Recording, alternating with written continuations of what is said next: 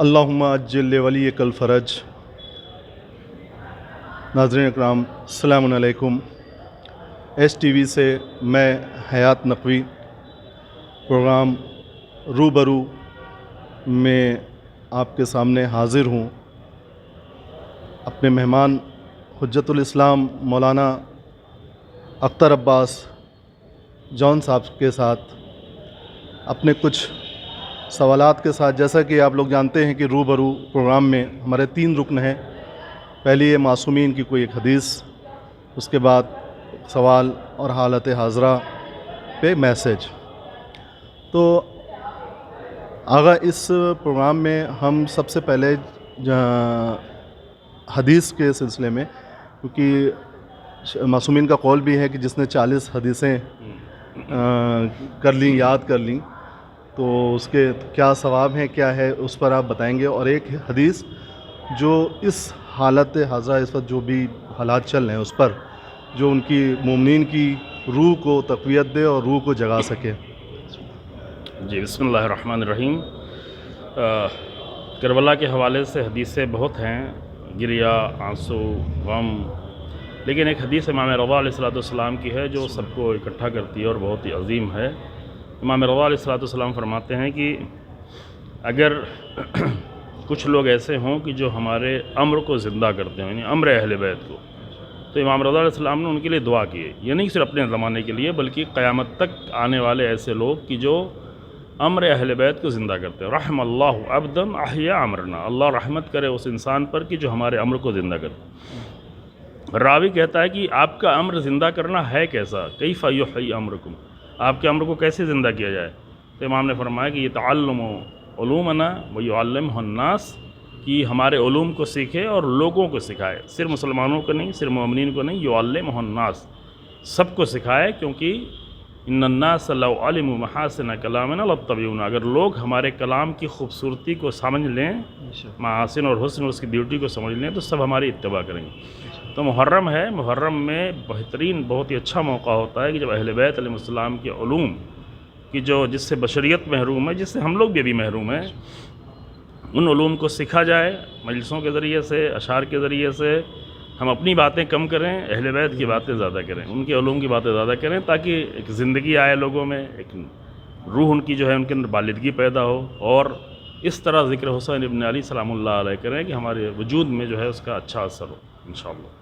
یہ حدیث کے سلسلے میں ہے کہ 40 حدیث یاد ہو جائے، یہ ہم نے ایکچولی اس پروگرام کو اسی لیے رکھا کہ مومنین تک یہ حدیث کم سے کم 40 ایپیسوڈ ہمارے ایسے ہوں جو جس سے اسی ذریعے حدیث لوگوں کو پہنچ جائیں اور یاد بھی ہو جائیں۔ بہت اچھا کام تو اس کے کیا ثواب ہے، کس معصوم؟ بہترین، ہمارے بہت سارے علماء ہیں جنہوں نے اسی عنوان سے کتابیں لکھی ہیں، 40 حدیث، 40 حدیثوں پر کئی سارے ہمارے بزرگ پہلے زمانے، قدیم زمانوں سے چلتا چلا آیا ہے کہ 40 حدیثوں پر وہ پوری کتاب لکھتے تھے۔ امام خمینی رحمۃ اللہ علیہ کی مشہور ہے چہل حدیث وہ مشہور ہے، اور بہت سارے علماء کی ہے۔ اس کا مقصد بھی یہی ہے، چونکہ حدیث میں آیا ہوا ہے کہ اگر کوئی 40 حدیث کو یاد کر لیتا ہے تو اس کے دل سے، اس کی زبان سے، پھر اس کے دل میں سے، زبان کے ذریعے سے حکمت کا چشمہ جاری ہونا شروع ہو جاتا ہے، وزڈم کی باتیں آنا شروع ہو جاتی ہیں، اور ہماری قوم کو وزڈم کی بہت زیادہ ضرورت ہے، عقل کی بہت زیادہ ضرورت ہے۔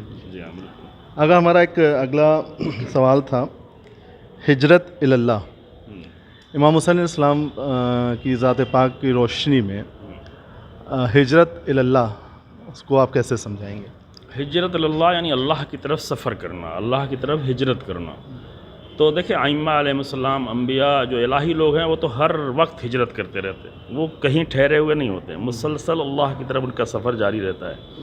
مسافر اللہ، مہاجر اللہ، ہجرت اللہ، قرآن میں یہ کلمات الگ الگ انداز سے آئے ہوئے۔ تو تمام عظیم انسان تو وہ ہجرت کا سفر جاری رکھتے ہیں، لیکن حسین ابن علی سلام اللہ علیہ کی ہجرت بہت ہی خاص ہجرت ہے۔ وہ جو اپنے ساتھیوں کے ساتھ مقتل میں جا رہے ہیں، عشق پروردگار میں اپنے 6-7 بھائیوں کی قربانی دے رہے ہیں، بھتیجوں کی، عزیزوں کی، بھانجوں کی، یہ ہجرت تو یوں بھی ہے، انسان اچھے کام کرے، ہجرت کر رہا ہے، برائیوں سے نکلے، ہجرت کر رہا ہے۔ قرآن میں مقصد ہی یہ بتایا گیا ہے کہ تاکہ لوگ ظلمات سے نکل کے نور کی طرف جائیں، یہ ہجرت جاری رہے، یعنی یہ ہجرت مسلسل قرآن کہتا ہے، جناب ابراہیم کی زبان سے، جناب موسیٰ کی زبان سے، رسول اللہ کی زبان سے، تم اس لیے بھیجے گئے ہو تاکہ لوگوں کو ظلمات اور تاریکیوں سے نکال کے نور کی طرف لے کے جاؤ. تو یہ ہجرت تو ہر مومن کو کرنا چاہیے, ہر اچھے انسان کو کرنا چاہیے, لیکن امام حسین علیہ السلام کی ہجرت کا انداز ہی الگ ہے. جب مدینے سے ہجرت کر رہے ہیں, جب مکے سے ہجرت کر رہے ہیں, اللہ کا گھر چھوڑ کے اللہ کی طرف ہجرت کر رہے ہیں. کتنے لوگ اللہ کے گھر جاتے ہیں تاکہ اپنے شہروں سے جاتے ہیں اللہ کے گھر, یہ بھی ہجرت ہے. لیکن ایک موقع ایسا آتا ہے کہ جہاں اللہ کا گھر چھوڑ کر اللہ کی طرف ہجرت کرنا, اور یہ لازم ہے. انشاءاللہ ہم جو ہے حسین ابن علی کی ہجرت سے ہم بھی سیکھیں ہیں, اور ہم لوگ بھی. تو اس ہجرت سے ہمارا جو کیا میسج جاتا ہے, ہمارے امام حسین علیہ السلام کیا میسج دیتے ہیں؟ میسج یہی ہے کہ دیکھیں, حق کے لیے اور راہ خدا میں ہمیشہ یہ سفر جاری رہنا چاہیے. عزاداری بھی اسی لیے قائم کی گئی ہے تاکہ عزاداری کے ذریعے سے ایسی قومیں, ایسی نسلیں تربیت ہوتی رہیں کہ جو اللہ کی طرف ان کا سفر جاری رہے. کچھ نادان لوگوں نے آ کر عزاداری کو ایسی شکل بنا دی جہاں اللہ کا ذکر نہیں آتا, لیکن عزاداری ہے ہی اللہ کے لیے. حسین ابن علی کی جتنی قربانیاں تھیں سب اللہ کے لیے تھی. صبح عاشور و مقتل میں کہنے پروردگارا ہم تیرے لیے ہیں, ہم تیرے لیے آئے ہوئے ہیں, تیرے لیے قربانی دینے کے لیے. انت ثقتی فی کل کرب وانت رجائی فی کل شدت وانت علی فی کل امر, تو ہی میرا بھروسہ ہے, تو ہی میری امید ہے. تو یہ سفر تو ہر ایک کو جاری رکھنا ہے, تبھی وہ محفوظ رہ سکتا ہے. ورنہ تو اگر اللہ کی طرف ہجرت نہیں کرے گا تو شیطان تو پکڑ کے اپنی طرف لے جائے گا, مجبور کر کے لے جائے گا. عالم بشیرت کے لیے کربلا ہمیں کیا پیغام دے رہی ہے؟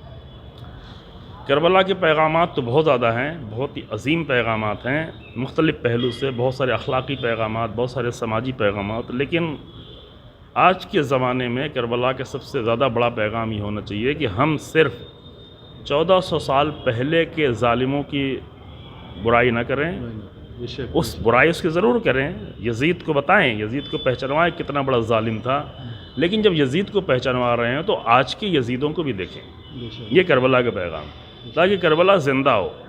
ہماری کربلا زندہ اس وقت ہوگی جب تاریخ کے یزیدوں کے ذریعے سے آج کے یزیدوں کو پہچانا جائے. تاریخ کی یزیدوں کو دیکھ کر کہ وہاں تو ہم کہتے ہیں یا لیتنی کننا معکم, کاش کہ میں آپ کے ساتھ ہوتا. تو آج ہو سکتے ہیں, آج بھی ہو سکتے ہیں. آج کب ہو سکتے ہیں؟ جب آج کی یزیدوں کے مقابل میں جو لوگ کھڑے ہیں ان کے ساتھ ہم کھڑے ہوں.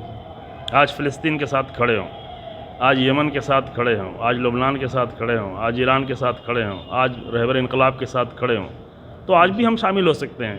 چونکہ راستہ وہی حسین ابن علی سلام اللہ علیہ کا راستہ ہے, اور یہی راستہ باطل طاقتوں کو کمزور اور ذلیل اور رسوا کر سکتا ہے. آغا, اس وقت جو موجودہ حال چل رہا ہے جس میں ہمارے چھوٹے بڑے ہر طرح کے ذاکر ماشاءاللہ سے بچے بھی آج کل ذکر مولا کر رہے ہیں, تو ایسے ذاکرین کو آپ کیا میسج دینا چاہیں گے کہ وہ موجودہ حال میں ان کی ذاکری کس پائے کی ہونی چاہیے؟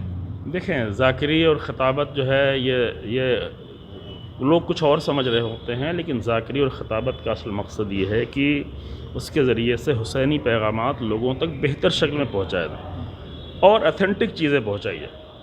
ابھی ہمارے درمیان میں مجلسوں میں بہت ساری غیر معتبر اور ان اتھینٹک چیزیں شامل ہو گئی ہیں.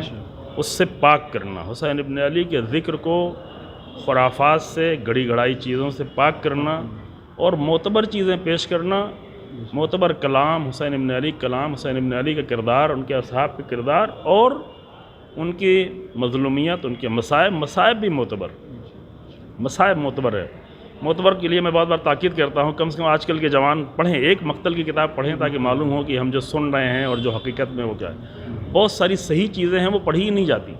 مجھے کبھی کبھی ایسا ہوا, پڑھنا ہوا تو لوگوں نے آ کے یہ تو میں نے کبھی سنا ہی نہیں بھائی, جو تم نے غلط چیزیں سنی ہوئی تو حقیقی چیزیں کہاں سن پاؤ گے.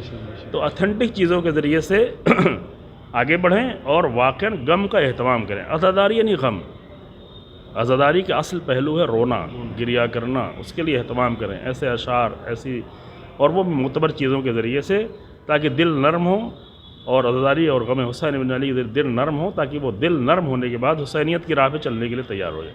سبحان اللہ آقا, سبحان اللہ, جزاک اللہ. بہت اچھا لگا آپ سے گفتگو کر کے. انشاءاللہ میں اگلے کسی پھر پروگرام میں آپ کے ساتھ روبرو ہوں گے. ناظرین, آپ کو ہمارا یہ روبرو پروگرام کیسا لگا؟